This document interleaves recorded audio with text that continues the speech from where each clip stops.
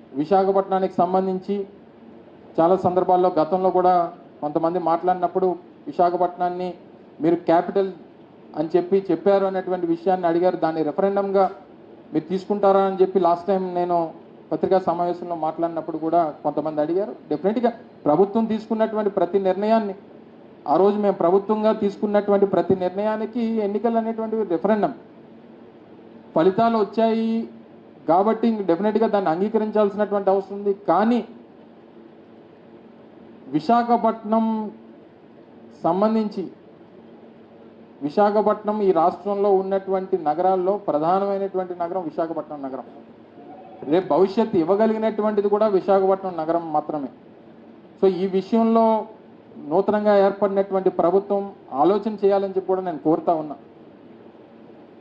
సరే, డెఫినెట్గా అమరావతి ప్రాంతంలో వారు భూములు సేకరించారు. గతంలో దాన్ని రాజధానిగా చేయాలని చెప్పి ప్రయత్నం చేశారు. 5 సంవత్సరాలు వారి ప్రభుత్వం ఉన్నంతకాలం దాన్ని ఇచ్చేశారు. డెఫినెట్గా ఆలోచన వారికి ఉండొచ్చు, దాన్ని కొనసాగించాలనేటువంటి కార్యక్రమం చేస్తారు. కానీ విశాఖపట్నానికి సంబంధించి వారు ఆలోచన చేసి నిర్ణయాన్ని తీసుకోవాలని చెప్పి కోరుతా ఉన్నా. ఒక ఆల్టర్నేట్ నగరంగా అమరావతిని అభివృద్ధి చేయాలని చెప్పి మేము ఆలోచన చేసాం. వారు మరింతగా ఎక్కువ ఆలోచన దాని మీద దృష్టి పెడతారు. అందులో వేరే సెకండ్ థాట్ లేదు.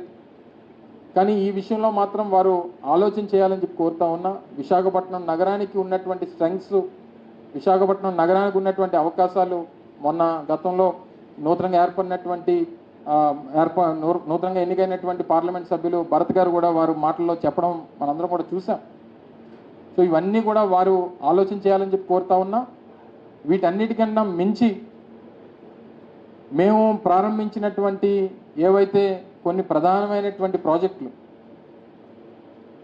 ముఖ్యంగా నేను పరిశ్రమల శాఖ మంత్రిగా గౌరవ ముఖ్యమంత్రి ఆ రోజు జగన్మోహన్ రెడ్డి గారి నేతృత్వంలో పునాదులు వేసినటువంటి రామాయపట్నం పోర్టు కానీ, లేదా మచిలీపట్నం పోర్టు బందర్ పోర్టు కానీ, లేదా మూలపేట పోర్టు కానీ, రామాయపట్నం పోర్టు ఇప్పటికే పూర్తి చేసుకొని 190% పనులు పూర్తి చేసుకొని ప్రారంభానికి సిద్ధంగా ఉంది.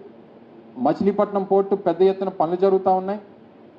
మూలపేట శ్రీకాకుళంలో నిర్మిస్తున్నటువంటి పోర్టు కూడా పెద్ద ఎత్తున పనులు జరుగుతూ ఉన్నాయి. భోగాపురం ఇంటర్నేషనల్ ఎయిర్పోర్టు రన్వే పనులతో పాటు టెర్మినల్ బిల్డింగ్ పనులు ఇప్పటికే దాదాపు 30-40% పూర్తయినటువంటి పరిస్థితులు ఉన్నాయి. వీటన్నిటిని కూడా త్వరితగతిన పూర్తి చేసి ప్రాంత రాష్ట్ర ప్రజలకి త్వరితగతిన అందుబాటులో తీసుకుని వచ్చి ఉపయోగపడేటువంటి దిశగా కొత్త ప్రభుత్వం పనిచేస్తుందని చెప్పి పూర్తి స్థాయిలో ఆశిస్తూ నూతనంగా ఏర్పడినటువంటి ప్రభుత్వానికి హృదయపూర్వకంగా వారికి అభినందనలు, శుభాకాంక్షలు.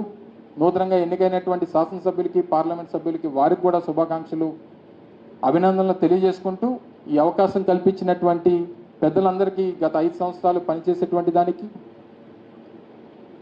అవకాశం కల్పించినటువంటి ప్రజలకు, రానున్నటువంటి కాలంలో ప్రజల పక్షాన పోరాటం చేసేటువంటి బాధ్యత తీసుకుంటామని చెప్పి కూడా ఈ సందర్భంగా మరొకసారి మీ ద్వారా తెలియజేసుకుంటూ సెలవు తీసుకుంటా ఉన్నా. Thank you.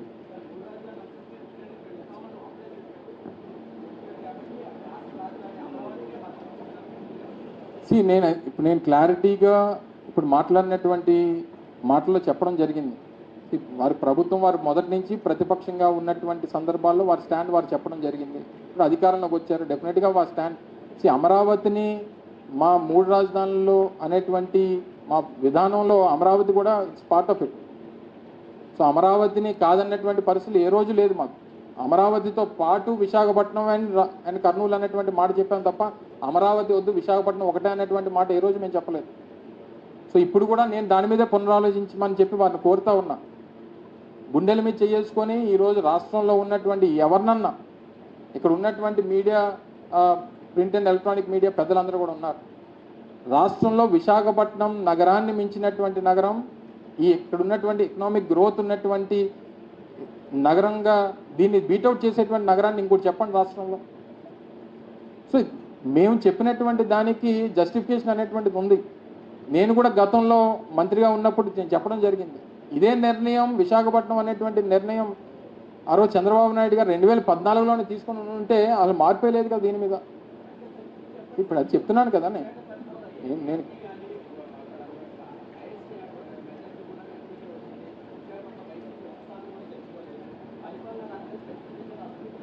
See, ఇప్పుడు ఉన్నటువంటి దాంట్లో అన్నీ ఇందులో పార్ట్ ఆఫ్ ఓన్లీ విశాఖపట్నం కాదు, రాష్ట్ర వ్యాప్తంగా తీసుకున్నటువంటి నిర్ణయాలు, రాష్ట్ర వ్యాప్తంగా ప్రజలు ఇచ్చినటువంటి తీర్పు అంగీకరించాల్సినటువంటి బాధ్యత వైఎస్ఆర్ కాంగ్రెస్ పార్టీ మీద ఉంది. సో ఇందులోని మీరు ఇది తీసుకున్నారా అంటే మేము తీసుకొచ్చినటువంటి వాలంటీర్ వ్యవస్థని తిరస్కరించినట్ట, లేకపోతే అది బాగాలేదన్నట్ట, లేకపోతే ఇంకొక నిర్ణయాన్ని బాగాలేదన్నట్ట. అన్నీ ఇన్ని రకాలుగా ఉన్నటువంటి నిర్ణయాలు చేసినటువంటి ఒక నిర్ణయాన్ని యాక్సెప్ట్ చేసి ఉండొచ్చు, ఒక నిర్ణయాన్ని యాక్సెప్ట్ చేయకపోయి ఉండొచ్చు. కానీ వన్స్ ఈ ఫలితాలు వచ్చిన తర్వాత దానికి మేము బాధ్యత తీసుకున్నాం.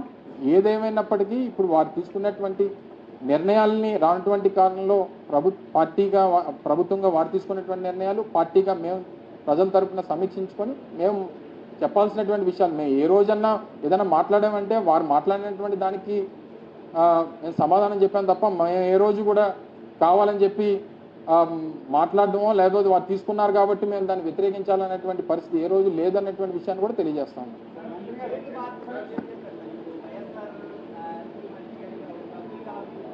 అబ్దుల్ కలాం వ్యూ పాయింట్ అనేటువంటిది నాకు తెలిసి అబ్దుల్ కలాం వ్యూ పాయింట్ అనేటువంటిది నాకు తెలిసి ఎప్పుడు లేదు.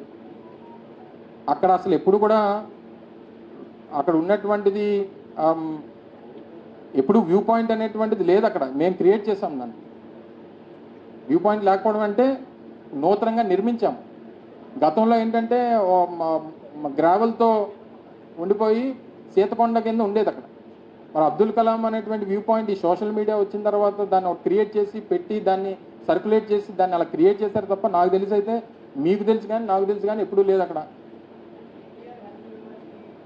సరే ఇప్పుడు ఏం తీసుకున్నా ఏం చేసినా దాన్ని అలాగే కృష్ణా జిల్లాకి ఎన్టీ రామారావు గారి పేరు పెట్టాం, తీసేయమనండి. కృష్ణా జిల్లాకి ఎన్టీ రామారావు గారి పేరు పెట్టాం కదా, ఎన్టీఆర్ జిల్లాగా నామకరణం చేసి మార్చేమనండి. అందుకనే చెప్తున్నాం బాబు, మేము ఇప్పుడు ఉన్నటువంటి ప్రతి నిర్ణయాల్లో కొన్ని మంచి ఉన్నాయి, ప్రజల దృష్టిలో కొన్ని చెడు ఉన్నాయి, వీటన్నిటికీ సంబంధించినటువంటి ఫలితాలు వచ్చాయి. సో దీన్ని ఏ రకంగా సమీక్షించుకుంటాం. డెఫినెట్గా రానటువంటి కాలంలో మా పాత్ర ఏం చేయాలనేటువంటిది మేము పోషిస్తాం. డెఫినెట్గా ప్రజల పక్షాన నిలబడతాం.